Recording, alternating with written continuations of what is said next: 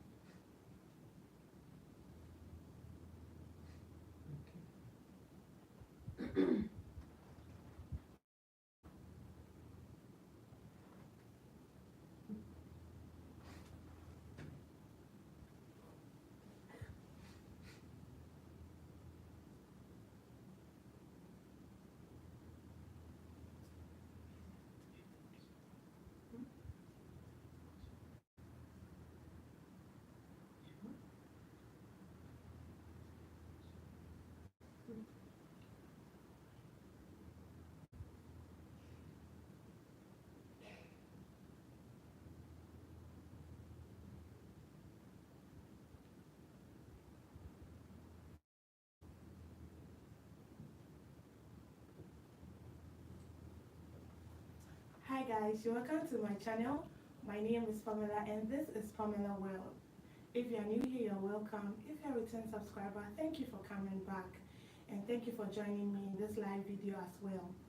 In today's video, we would be talking about everything Japan, from work to school, if you are new to Japan, if you've just arrived and you're struggling to find your feet, if you want to come to Japan to study or to work, this video is for you. And I have a special guest.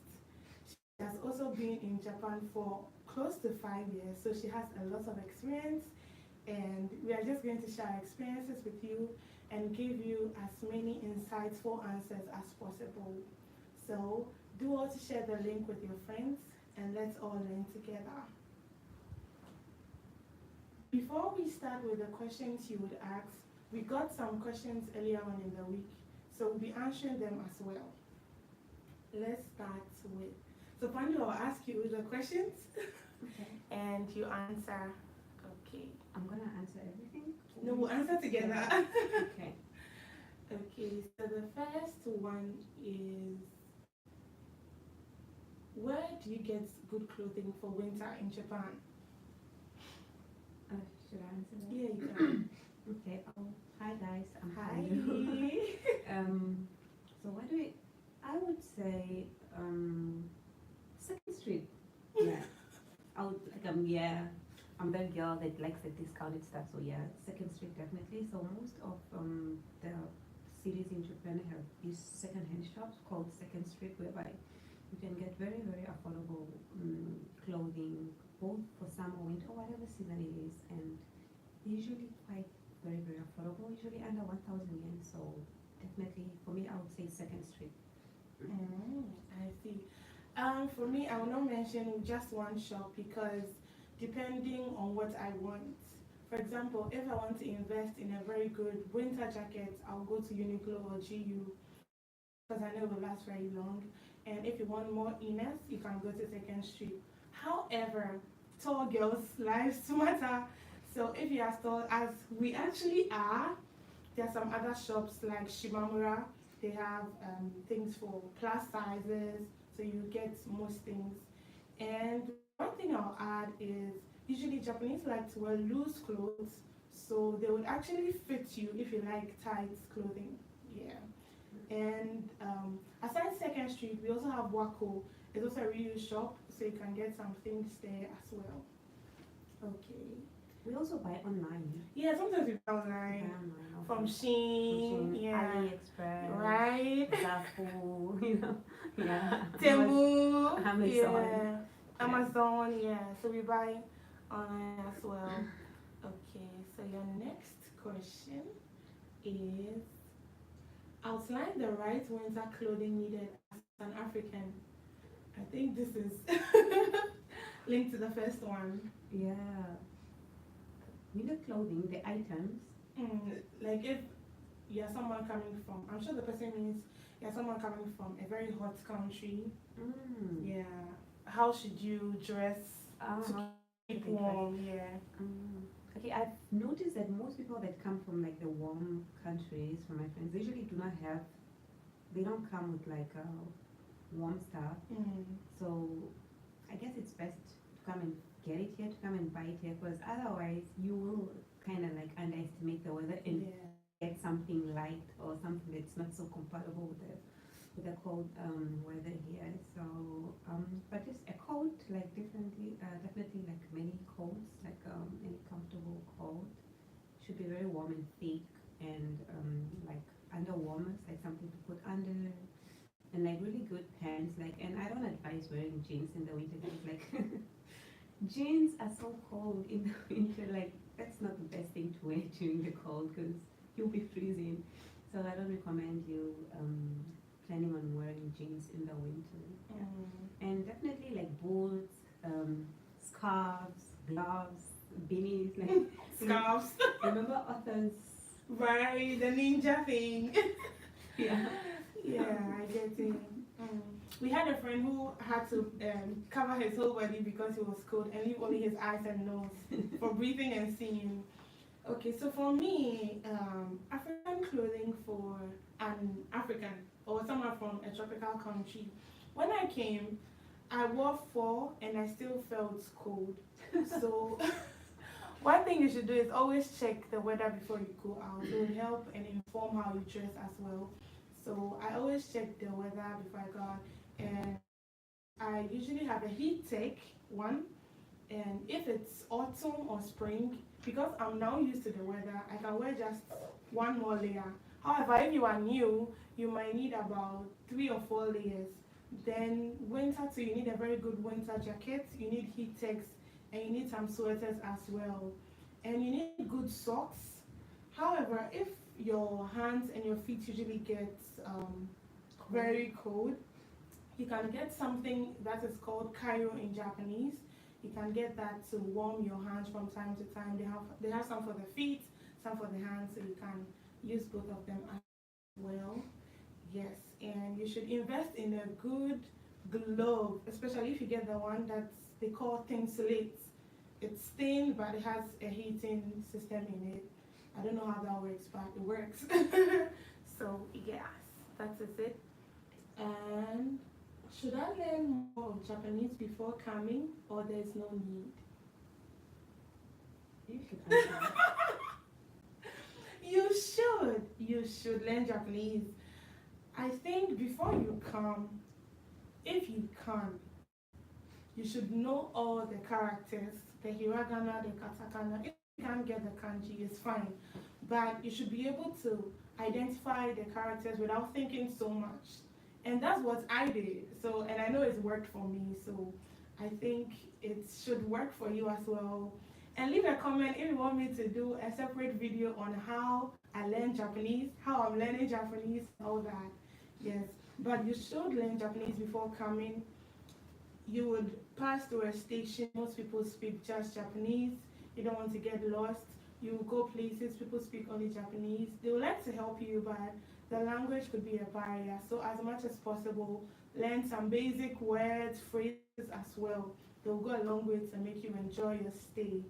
Yes, what do you have to say about that? Yeah, I would definitely say that you should try by all means to learn Japanese if you can while you're still home, because and not do the mistake like some of us have done. Because I just came to Japan knowing sumimasen and arigato, and that was not enough. So if I hadn't met Pamela on that day, I don't know how my journey to getting to where I was supposed to be going would have been. So I definitely advise to try your best to learn at least the basics, Right. before coming to Japan. So I see. Okay. The next question here is, what's the best way to enjoy your stay in Japan? yeah, what's the best way? Oh my gosh, what's the best way? Okay, number one, try to make friends, like as much as possible as you can. Like it's very good to have like friends, but just like a support system, because sometimes it can get really boring. So if you have like four of your friends around, you can always get up to something like, I don't know, make some short trips or go out for lunch or do some fun things together. So yeah, I would definitely advise making friends with anyone that can be a friend to you. Yeah, make friends. That I would say number one. Number one. I think there's no best way, if you ask me, because it all depends on where you find yourself in Japan. If you find yourself in Tokyo, it'll be much easier compared to if you find yourself in countryside. And she spoke about making friends. And if you are learning the language, it'll be much easier for you to make friends, much easier for you to communicate with even the native people here. And best way to enjoy yourself. So learn the language, make friends, know what you like before coming, and also open yourself up to learn new things. Japan has made me find myself in ways I never thought I would. Yeah, so be open to learn new things, embrace new things, and you will enjoy your stay. Yeah. Okay. The next thing here is, how did you adjust to Japanese meals? Chinese meals? The food. Okay, so for myself, I personally, I thank my whole system, I don't, so my immune system, or my, I don't know what to call it, because it takes whatever, like, my body has very good adaptability, so that's one thing I'm very grateful for. Like, as long as it doesn't make me sick, I will eat it. So I haven't had a hard time adjusting to Japanese food or anything. So and like compared to some of my friends are like a no-go zone. Like, they will not try Japanese food at all, you know. But for me, I take whatever. So for me, I eat. I love Japanese food. I really enjoy Japanese food. So yeah. I think for me, I don't have a problem eating stuff. I think first of all, it had to start with my mindset and my perception. For instance, in Ghana, we don't eat raw fish. So coming here and having to eat sushi, sashimi, that was different. However, before I came, I read about these things and I started opening my mind out to them. And I introduced myself to the food gradually. I didn't force myself to eat all at a go. If we go to a sushi restaurant, I start by trying a few, and okay, then I know what I like, what I don't like, the foods I like. I like yakisoba. I don't like whichever I won't mention any, like the raw eggs, the tamago. So with time, you get to identify what you like, what you can eat, and also you should listen to your body when it comes to such things. If you take it once, twice, thrice, and it's still not getting good for you, maybe you should leave it for a while and focus on others. And just know that it's new, so you should be patient with yourself. Don't give yourself so much pressure to go at Pandu's pace. Pandu is a natural everything, right? So if you are my kind, yeah, with time you realize that you can easily eat a lot of things. Yeah, so don't worry so much about the food. Just introduce yourself gradually. Okay. The next question is essential apps to use in Japan. Essential apps to use in Japan. Okay, so I'll go first.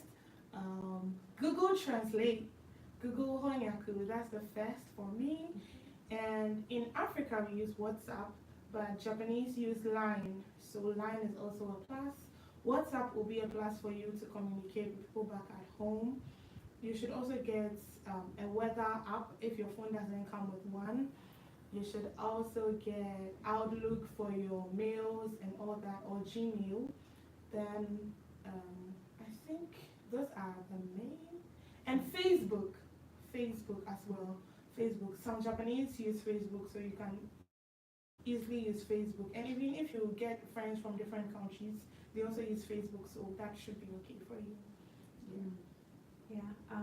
So like I agree with all the apps that she mentioned. Yeah, definitely. So, but I would probably add one more important one. That is like Google Maps. Yeah, That's true. like in order to navigate and like just find your way through almost everything in Japan, you need Google Maps. You need it for getting on the train and getting on the local buses and like yeah. So you definitely need Google Maps to navigate your way through. Yeah.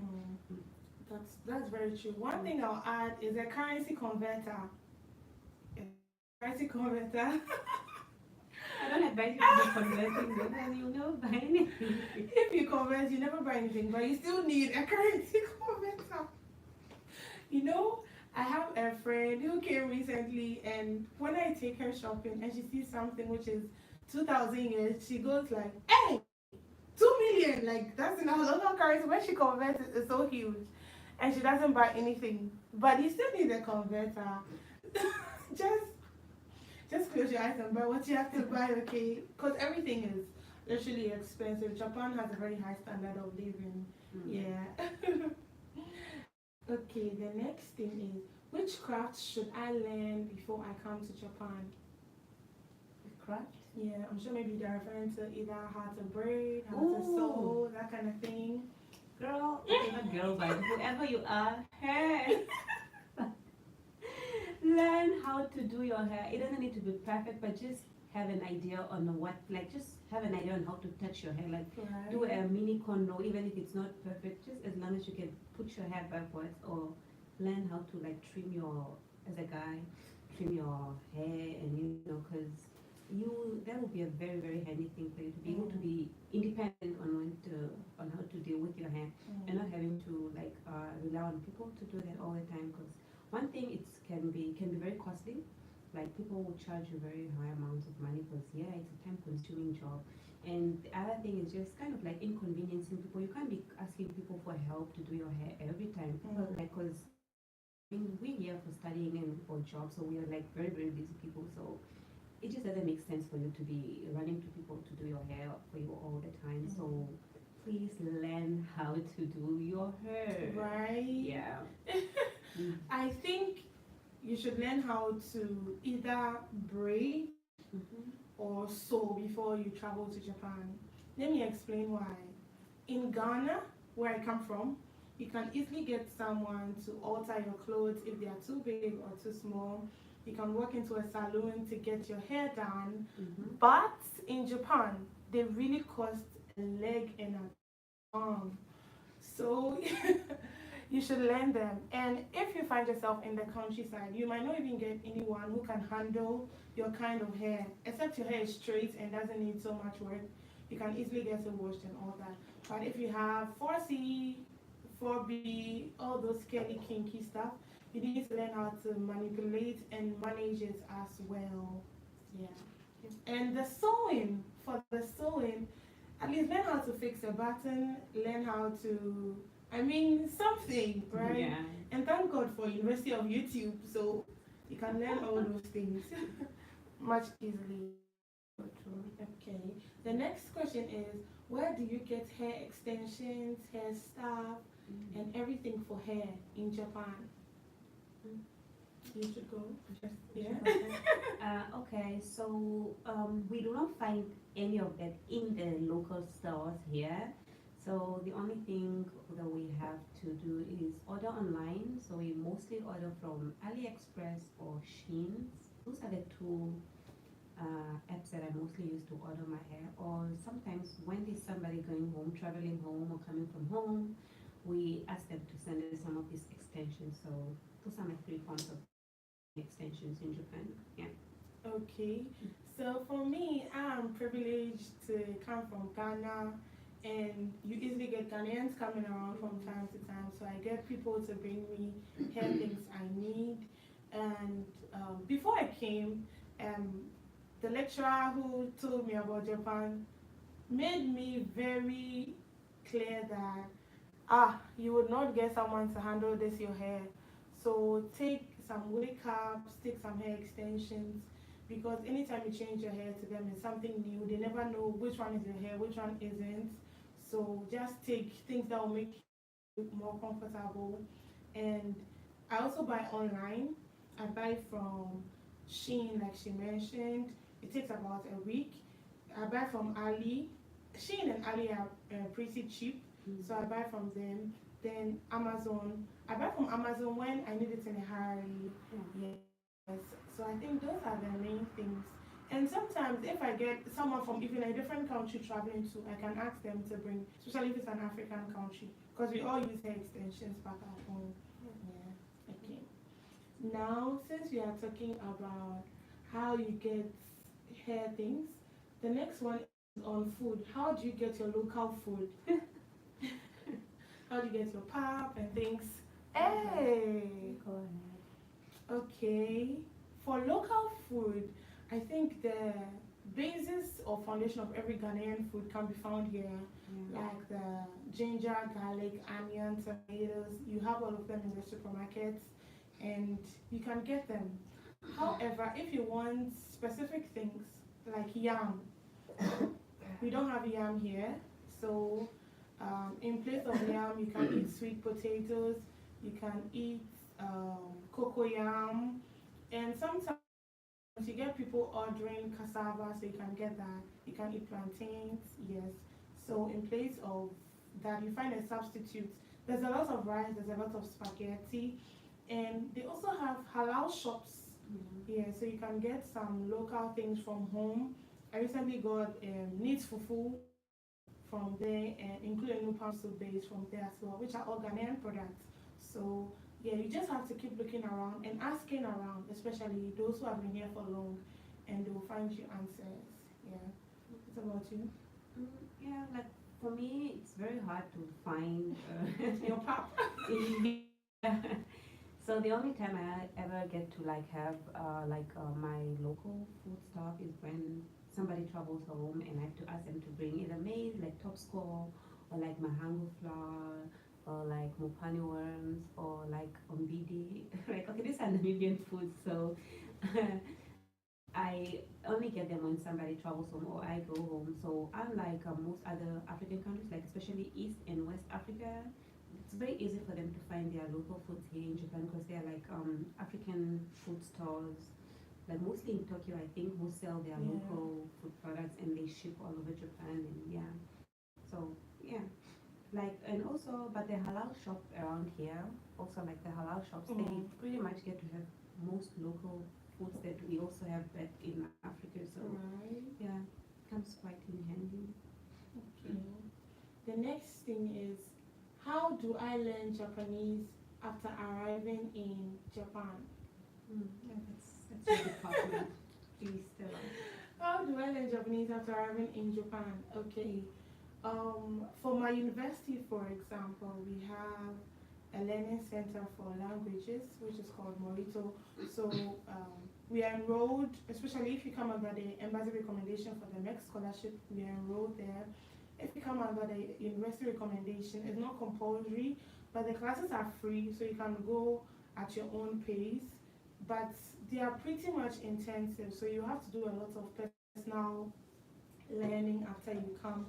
And another easy way is to try and get a Japanese friend if you can. If you can't, try and also read the signs around. Anything you see you don't understand, don't just say, oh, it's one of those. Try and find out the meaning. With time, you'll be getting conversant with the kanji, the hiragana, the katakana, and YouTube. YouTube would help you a lot.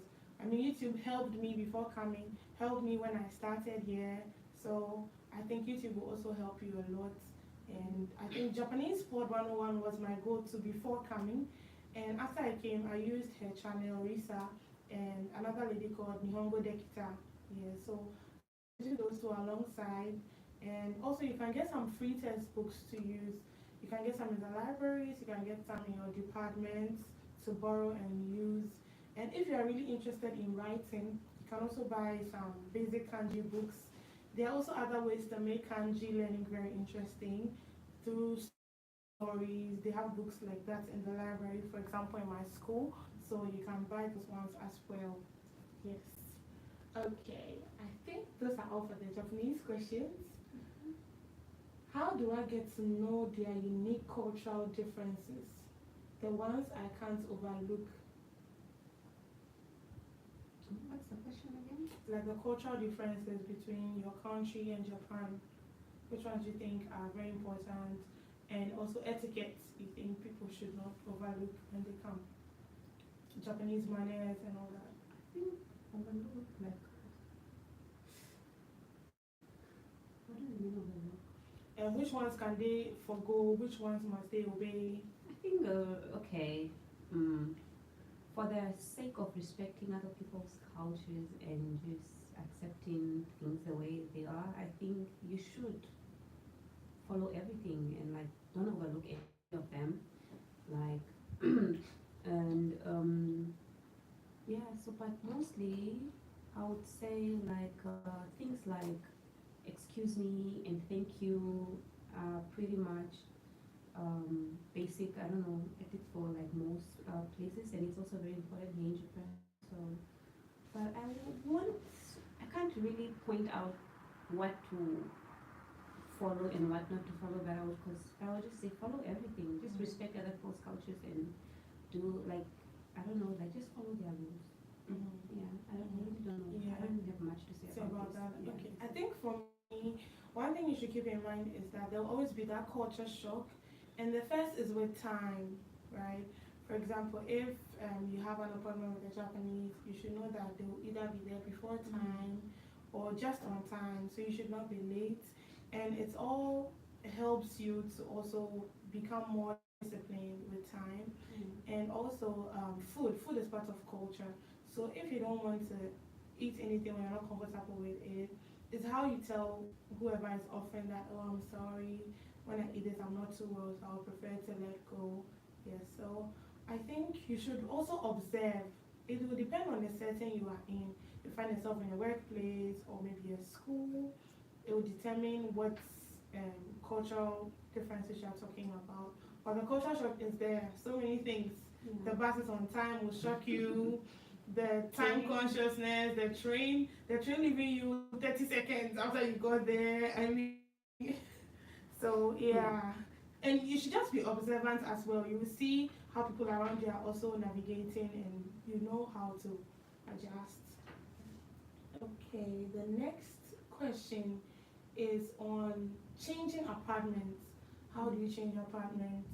And how do you even get an apartment? Hmm.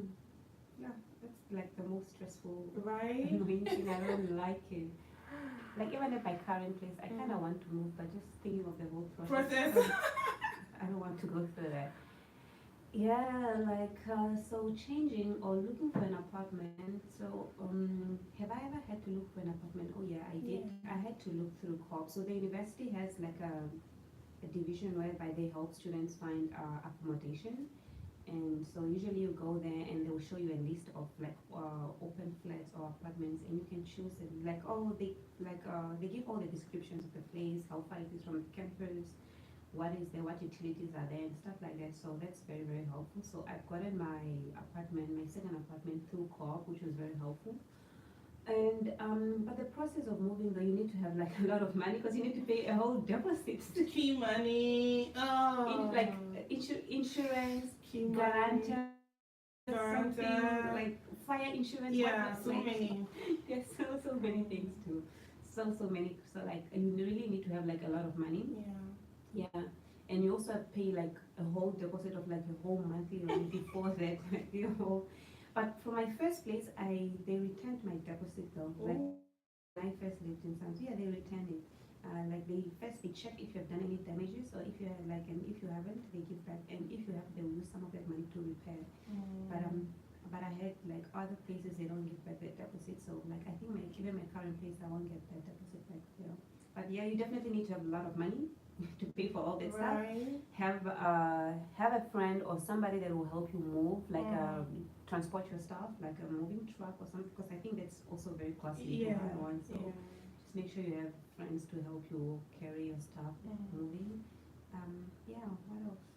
Okay, so in my case, I first came here and stayed in the university's international hostel, so I didn't have to pay that deposit, but you could stay there for only 6 months.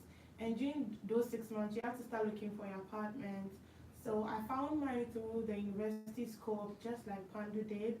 However, there are real estate agencies around. They have their offices around, so you could also go to them for it. But what I realized is that the initial amount for the real estates are more than for the co-op. So I think for the co-op is subsidized, so you can choose based on where you want to stay. And some of the things that informed my decision of an apartment was how close it was to my laboratory, how close it is to a shopping center, how close it is to a bus stop. So all those things were things I considered. And if you don't have a car and you will just be walking, you should also look for one that's close to campus. If you have a bicycle, you should consider that. All these things informed my decision of an apartment. And then I had to go to the university co-op. They took me there in their car to look at the place. Do I like the place? Am I comfortable? If you don't like it, they show you others and take you there as well. And as long as you have your student ID card and you're a co-op member, they'll take you around for free, right? So they did that for me, and after that I had to sign a contract. I signed the contract. I had to pay the money. It's been a while, but it was almost 100,000 yen. That's how many dollars? About 800 to $900 for the initial deposit. And bear in mind that money covers only your 1 month's rent plus all the other things you have to pay for the apartment, and subsequently you'll be paying. Another thing that can also inform which apartment you choose is the cost. If you know you don't want a very expensive place, you could get somewhere relatively affordable. Yes, and depending on where you stay as well in Japan, if you are somewhere in Tokyo, apartments will be like 60K for something very small. But if you are in Hiroshima, you can get something for 30K, that's 30,000 yen, and it will be just okay. And I think that helped. Plus, after I paid the money, I couldn't move in that period. They told me to move the beginning of the next month. So that means the time frame in which you move from your old apartment to your new apartment, you have to either stay with someone, get a hostel, a hotel, and you have to keep your things somewhere else because they might not open the place for you to put your things there and stay somewhere. So those are all things you have to consider. I mean, the whole process is stressful. But one thing I would say is that if you have a student supporter, you should let them help you because they are being paid to help you. And if you don't have a student supporter, but you have someone who can speak Japanese, the person can help you translate. I think that would be very good. Some of the institutions also have people who can speak some English, so that's also fine. And when you're moving, to try and consider the time you move. If you move during the day, you might not get your people to help you, your friends to help you. You have to go with the moving company. But if you move, let's say after office hours or work hours, someone can help you with your car to transport your items. Yes, and if you know you'll be moving apartments, I recommend that in the first 6 months, don't buy too many things. Because when you're moving, it becomes a lot of work for you. Yes. Okay. The next question is, where do I get items from for my house, and do the houses come fully furnished? No. So where do you get items for? Okay, let me first answer. Do the apartments come fully furnished? No, not all of. Some of them come fully furnished. Some do not. Like for instance, when I first came to Japan, my first apartment that I went to, it was fully furnished. It had a bed, stove, refrigerator. What else is important? Those are the four main things. Yeah, washing machine. We had a laundry. Yeah, those are the four main things. Yeah. So that's what we consider fully furnished. So, and also it had, I had to have my own Wi-Fi. So, yeah. So my first apartment came with all those utilities. So yeah. But when I moved now to my second place, I had to get my own bed. I had to get my own fridge. I had to get my own. No, it only had a stove. I had to get my own washing machine. So it just depends. You really need to check well, like the descriptions of the different apartments, just so that it aligns with what you're looking for. If you don't have the money or the time to go and buy all these things, and then you go for one that is fully furnished. But of course, like the price is usually a bit higher when it's fully furnished. And where do we buy the items? So okay, we buy from Amazon mostly. Like that's where we get our stoves, our beds, or something like that's where I bought my stuff from. And we also buy a lot of things from Daiso, like a lot of kitchenware and bathroom stuff, and And another useful thing is that we actually get things from each other. Yeah, like from the senpai, like from the senior students who are like leaving and returning home, they usually have things to give out. So it's always wise for you to look out for these people because they would have all these things like washing machines, stoves, and refrigerators, and pots, and just a lot of very, very useful house stuff. So yeah, we also get from each other. Yeah, that's true. So for the apartments, those that come fully furnished are usually far away. Yeah. So they being furnished is the attraction to get you to go to those apartments. That's what I've realized. Those that are closer are empty. They come very empty. You would have to buy everything from a bed to a rice cooker to whatever. And just as Pandu mentioned, we usually get from people who are leaving, our predecessors, and they usually have Facebook pages. For instance, if you are in Hiroshima, there's Hiroshima Sayonara sales page. So they sell their things at discounted prices because if you are to discard them, you might have to pay for them. And if you are in Tokyo, there's a page called Motainai. That means no longer needed or something. You could get those things as well. And they're usually free. All you have to do is pay for delivery. I've been following their page for a while, so yes. And for the apartments, those that don't come fully furnished, another place you can get things for your apartment is Nitori. They have beds and other stuff, but they are small in size. So if you like big beds, you might resort to Amazon. You can get your gas stove from Edion or from Nafco. You should check them out. They also have good beddings. Then you can even get some from the reuse stores as well. You can also get from Whale. You can get from Shimamura. You can also get from Shein. They have some things. And almighty Daiso. Daiso helps a lot in the basic stuff you need. You like Daiso is handy. Before you check in any other shop, check in Daiso. Daiso might have it, yes, and it'll be cheaper, so that's better. And yes, I'll take 2 questions from our audience. One said, "Hi Pamela, is there any medium through which I can send money home?" I think you should answer that. I'm not so. You should actually. Okay. So, yes, there is. There are actually. There are many ways. There are ways you can send money home. Yeah. You can first of all you have to do the transaction from your bank account to another bank account. Third party. Yes, a third party app or company that you'll be using. And some of them are well remit. We have TransferWise, which is now Wise. So you would have to download their app, upload all your details, including your residence card, my number card, because they need to authenticate everything and confirm that you're actually in Japan and not trying to swindle or do anything funny here. And what the video I have on my YouTube channel is how to transfer money from one account to the other. So that will be from your account to the third party account. So after you do the application process and they approve, then that's when you can send money to their account for them to give it to whoever you want on your behalf. Also, one of the new rules that have come, especially with the JP Bank and Hiroshima Bank, is that you have to be in Japan for at least 6 months before you can send money home, right? Yeah, I think that started sometime last year. So yeah, you have to have been in Japan for about 6 months before you can transfer money home using your own account. There's also Western Union in the city, so if you prefer Western Union, you can use that. Usually what we do is we compare the rates, see which one is much better, which one gives you a better offer, then you go for that. Okay. The next is, please, how do you socialize? Is it easy to meet other Ghanaians?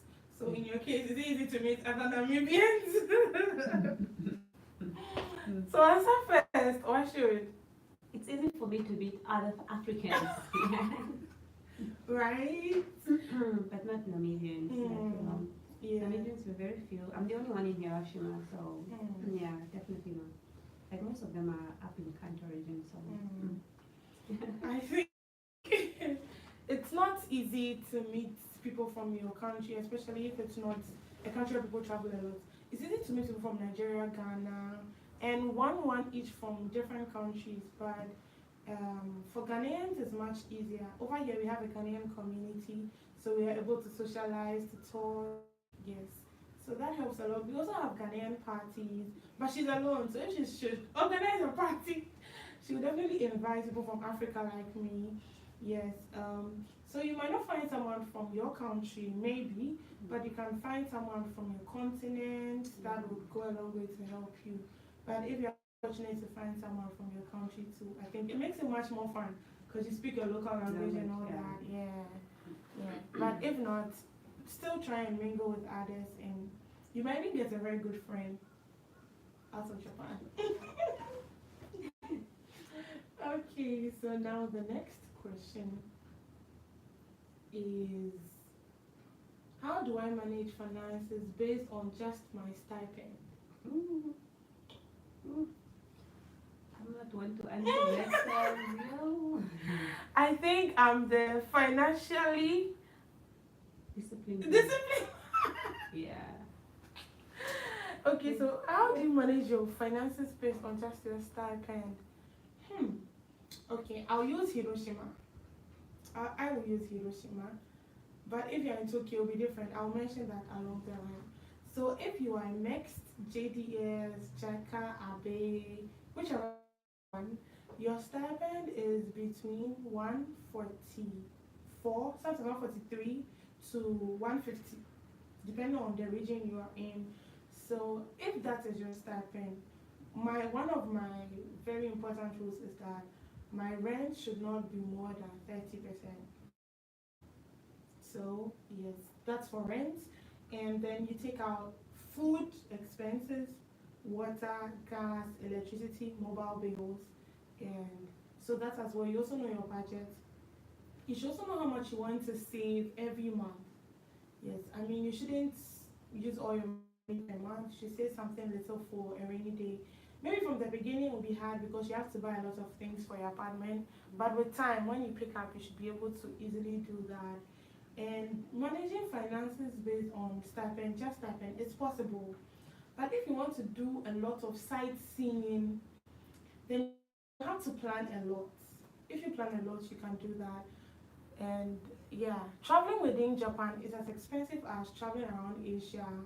So you should consider that as well if you want to manage your money. Know how much you can part with for travels, yes, and how many times you want to go out eat. I mean, you can incorporate all that, but just try and find the balance. And as a rule of thumb, you shouldn't spend more than 70% on all these.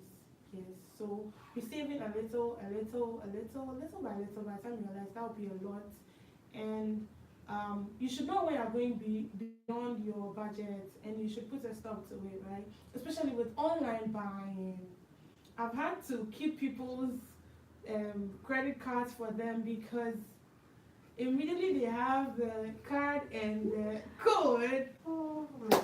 Online They shopping buy is not a good online shoppers. They buy a lot. So please try and know how much you want to spend. And if you want something, don't buy it immediately. Just wait. Think about it thoroughly. Do I really need this? What use would this serve me? Is it just instant gratification, right? And one thing I also do is if I want something, I set a target. When I achieve it, I get that. I think that also helps to reduce just seeing anything and buying anyhow. So please try and save something little from your stipend. Yes. Anything you want to say? Yeah, I agree with you. The next thing is part-time jobs. Interesting how that comes after stipend. Part-time jobs. Which kind of part-time jobs are available in Japan? Well, there are plenty. There are many available, but mostly if you can speak Japanese, it'll be so easier for you to get whatever part-time job you like, because you can work in any any kind of like setting. But mostly for like people who cannot mostly speak Japanese but are very strong, you can do like part-time jobs in like, actually what is it called? The factories, like food packaging or like car parts packaging, and so that's the one most people do. That one is very easy to get, like, cause yeah, they kind of accept almost everybody. Yeah, but now it's not easy. They're not even accepting people. Oh really? You have too many. I see. And the other one is if you can speak Japanese at least, you can get, you can even get like working at a convenience store, you know. And what else? We also do like part-time jobs at school, like at the university, whereby we do like teaching assistant part-time and getting involved in like some school programs, you know, like mentorship programs, and yeah, so there are quite many part-time jobs to get. So it just depends on if you have time or if you are willing to make the time or if you have the strength. Oh, another one also is English teaching. Right. Oh, that's my favorite one. My favorite is English teaching, guys. It's so nice and it's such a flexible job. It's such an easy money making thing. So that's the one I enjoy the most. English teaching. Yeah. Yeah. I think for part-time jobs, there are so many, just as she has said. Some are seasonal, some are all year round. For some, it's more like a contract too, so it's just for a period. And there are some that you can do based on the Japanese level. Some too don't need Japanese, like the factory jobs. You don't need so much Japanese, but if you need to work in a convenience store, you need to have some good Japanese skills, especially speaking skills, and the English jobs, like she mentioned. Then some of the seasonal jobs, for example, they have this cake making shops that have high demand during Christmas. Yeah, like Takaki Bakery. I remember even last year they put up things looking for people, and one night was like 10K. Yeah. So if those ones to come out, I think they might be recruiting around this time. It's November already, so you can get those ones to do. And for the English teaching ones, they have some that you do with the school, some that you do weekend, some are online, and there are some so that they take you places to do it. So if you like traveling, you should look out for those ones like LPE, ISA. ISA can take you somewhere for a whole week. You teach, they pay you. You also close early enough to do sightseeing. LBE can also do that for you, and I mean they pay you, they pay your transport, they pay your teaching, so you can enjoy those ones as well. And there are also cleaning jobs and healthcare jobs, but those ones also need some Japanese because for some of the cleaning jobs, the machines you use are all in Japanese, so you have to know how to operate it. There's also driving as a part-time job, but that one is for those who can speak a lot of Japanese. Yes, you can get that as well. Yeah, I think that's all for part-time jobs, right? Okay. Okay, so we are going to the next question. Okay. What kind of jobs can I do after graduating if I don't speak Japanese? Yeah. What kind of jobs can somebody do? That's if you really want to get a job in Japan, I would tell you right now, just start learning. Right. Just grab a Japanese book right now. Just start. Grab a Yes. Like, you have to start immediately. You really need to start immediately. Because otherwise, the only job you'll probably do is English teaching. That's the only thing, honestly, like, to be honest, that's probably the only thing you can do after graduating and not having to learn or to speak Japanese. You can only do English teaching. So, and you don't want to do a PhD in teaching English. Right. Except your PhD is in education or English. Yeah, exactly. If you're Yeah. educated, that's better. But if you're like, I don't know, you can't be anthropologist. Anthropologist. Am I right? Yeah, you're right. Yes. You can't be an anthropologist and want to Teach English. Yeah, you like to practice. Yeah, you want to practice and have Right. fun with your career or whatever you choose with your career. Yeah. English is the only thing you can do if you don't speak Japanese, guys. That's true. Another thing is maybe aside the English, if you work in a factory, they can decide to give you a contract after. Oh, really? Yeah, for 6 months to a year, they do your visa for you. Oh, But you have to be exceptionally good at that too. okay. Yeah. So yeah. And the next question is, what kind of jobs can I do if I speak Japanese? Yeah, if you speak Japanese, I think you have more options. Yeah. You can even do multinational companies, you can do Japanese companies. It becomes much easier if you speak Japanese to get a job in almost everything, especially if you can speak and you also have the qualification paper. That's the Japanese exam, the JLPT. If you have N3, you get a good starting job, but N2, N1, you would get a very good job. So if you are looking to stay here long term, I think N2, N1 should be your target so that, yeah, it's not easy to get there, but it's possible. So you can do it. You could work in local Japanese companies like food companies, IT companies, engineering companies. Yes, and also, yeah, another job you can do if you don't speak Japanese is if your academic record is very good, you can be a postdoc. Oh yeah. You can be a postdoc or assistant lecturer. Yeah, if your academic record is super good, you can do that. Yes. So I think those are the main things. But if you really want to work here, you should get some good Japanese skills into your bag. Yeah. Okay. The next is, how does the healthcare system function in Japan? How does it function? How? Okay, I think I have some knowledge on that, so I would answer. So for the healthcare system in Japan, they have a system where you pay your national health every year. I think usually in July, every year they bring you your new ID card, but the government pays 70% and you pay 30% of whatever bills. That's if you are on the health insurance. And I think I would recommend you do that. It's life saving. I mean, I can't really describe it, but you should. You should do that. Pay your health insurance money on time. And for students, I think it's usually subsidized. It's less than 20K per year, so you should pay that, and it will help you anytime you fall sick. You could go to the hospital, you could go to the dental clinic, anything, and it works as well. And also, the health insurance does not cover luxury, and by luxury they refer to braces as luxury, and they usually refer to things relating to your face as luxury. So if you are seeing a dermatologist and it's not anything related to an accident, it's also luxury.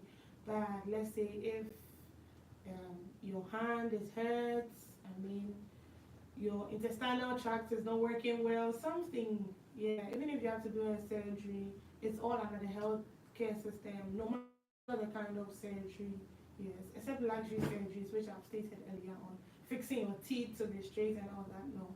But I mean, every other thing is covered and it's very effective. Most of the hospitals use it. So as long as you have your health insurance card, they'll ask for it every month, because you can pay in two ways. You either pay yearly, annually, or monthly. When they bring the form for you to pay, you can pay in installments or at a go. So that's why they check it in the hospital every month to make sure that they're on track. Yeah. So I think that's the main thing for the healthcare system. But however, there's some things I like to say about the healthcare system. That hospitals close in Japan. Some hospitals close. So if you are sick and it just happens in the middle of the night, it's okay to call an ambulance. They know the hospitals that are open. They will take you to one, and you will get the healthcare you need as soon as possible. And I think in under 5 minutes, usually the ambulance will be there. I think the longest they've taken is 5 minutes. The other time, right?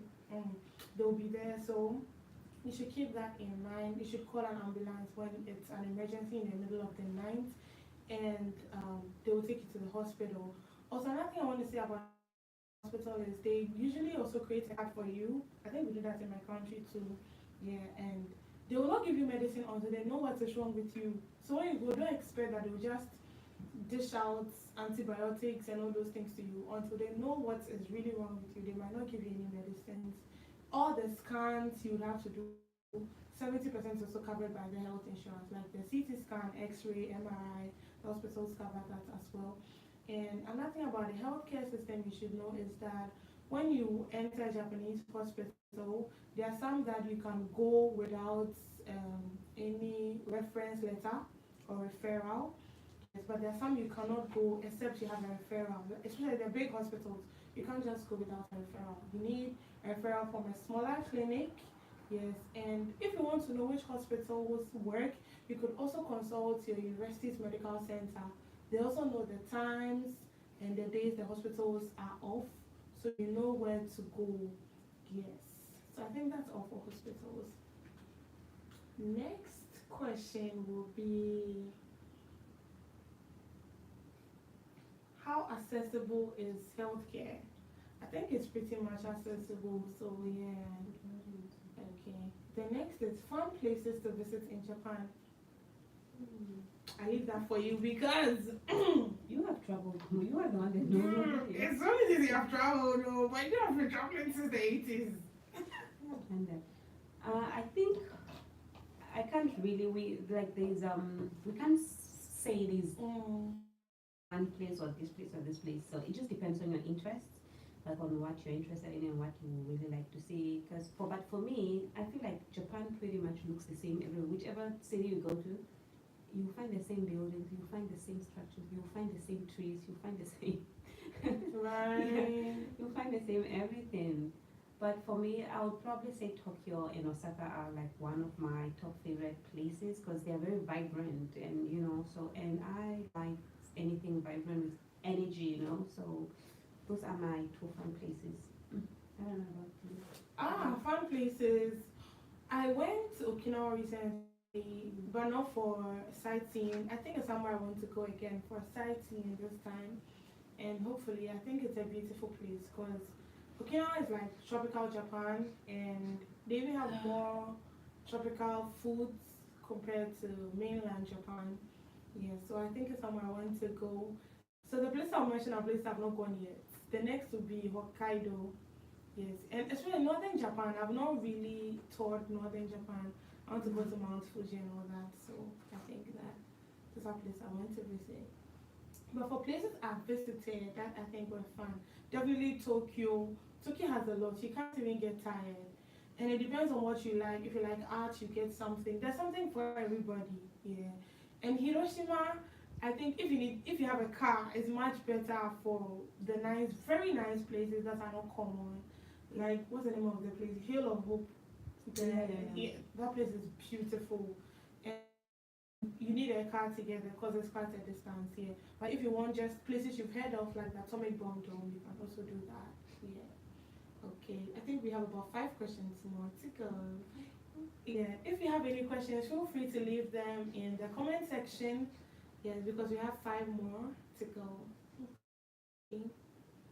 And the next question here is, best way to plan your research to be a success. Hmm. I would look forward for you. Nande? Best way to plan your research to be a success. Hey! Best way. So, before you came to Japan, you already knew how you learn best. The time you learn better and all that. And I am a science student. I have to do experiments, I have to write and all that. But if you're an art student, you don't have to do experiments. You just have writings and lab seminars and that. So I think first off, you shouldn't miss your seminars because I mean it will create a very bad impression of you that you're missing seminars. Except you are sick. If you are not well, I think that's a very good reason to be absent. So you should also send your professor an email telling him you are not well so that he knows he doesn't have to expect you. And you should also try and manage your time. Time management is important. If you could draw a timetable, a monthly one, a weekly one, and make a daily one out of it, what you want to achieve, your target. I think if you break it down gradually, you will be successful at it. And research can be overwhelming, but take it one day at a time. Also, get a community you can talk to because you would need a lot of people to keep you motivated as you are also disciplined and consistent from time to time. Yeah. What do you want to say about that? Yeah, that's pretty much about it. Okay. Okay, so the next question is, how do I maintain my relationship between my professor and I? I think you've mentioned that already. Just communicate, I don't know, follow the rules, listen to what they say. If you disagree in a good manner, Yeah. And now to the next question. Everything in Japan seems very interesting to buy and expensive. How do I know what is best for me? Hey, you know what's best for you now. Do you know what's best for How you? I'm doing. I think you know what's best for Yeah. you. Yeah, you should decide, right? And we already spoke about finances, so you should decide and know which one is better for you. We can't decide. We don't even know what you like, right? So Some people like fashion, some people like food, some people right, invest in travel, some people right, invest in dresses, some gadgets. guys like You see, so which so one you like? If you like to always buy the latest iPhone, you can always line up for a PS5, whatever. Yeah. So that's about it. Then we have 3 questions more. How do I get plus size shoes in Japan?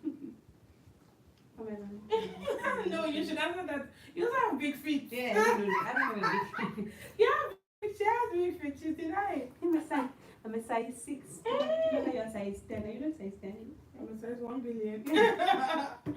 Yeah, but it's hard to find like things that are hard, like long sleeve It's shirts, not sweaters, easy. shirts, Hey. long pants that like come up to your ankle like this, like it all is above the ankle or I'm somewhere just telling below the you. knee. Even shoes. So most of the stuff we just have to like order online. It's so hard to find them in the shops because most of them are kind of like compatible to Japanese sizes only, like So most they definitely online and or from home. Whenever there's somebody traveling from home, ask them to bring for you things that fit you properly. So yeah. Okay, so I am also a big fit person. I order online most of the time from Shein, from New Look, especially New Look UK. They've been my lifesaver, especially with my flat shoes and heels. And I think I got one very cool heel from Shein as well, maybe 1 or 2. And AliExpress I got one as well. So yeah, you should look through. Some will not have sizes. You also have to convert because in Japan there's centimeters, right? Yeah. In my country, I don't even know what that thing is called, but it's like 41, 42, 37. Yeah. Yeah, but so you have to convert. You find a lot of converters online, and if you're not sure, you could buy one to try if it fits. If it doesn't, then you know how to adjust. Yeah, I think that's all for shoes. Okay. The last one is how do I get discounts on gadgets, and what's the best time to buy any gadget in Japan? How to get discounts? I'm not so very sure about the one, but I know one thing. If you ever want discount or points, shop. The more you shop, the more points. Online shopping, gang. The more you shop, the more points. Like the beginning of this year, I got 10,000 yen From Shein. can you imagine? She spent it alone. I'll not forgive you. I bought things for my graduation, so Oh like, yeah, when that's my legit. so, yeah. So the more you shop, it's not a good thing. That the more you shop, the more you get rewarded. But it's not guaranteed that you. It's not guaranteed that you'll be rewarded. So with these points, you can usually use them for anything, for any whatever. If it's gadget that you want or anything that you're purchasing. So that's how I get my points from my online shopping. Yeah. I see. Okay, so for gadgets, the iPhone app, the app every December, I've been tracking them. Every December they have sales on iPhones. So if right now they've released iPhone 15, so 13 and 14 will have discounts. So you should check. It's for only 3 days, so you have to be very sharp.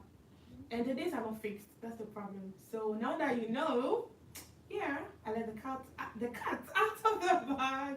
Now that you know, you should check often. Yeah, because in 2 days it just goes off. And another thing is, if you are new in Japan, passport you can get discounts. Yeah. Usually, if you'll not be here for long, you can get discounts in most of the phone shops and all that. Yeah. And some will even give you tax-free items. So yeah, that helps.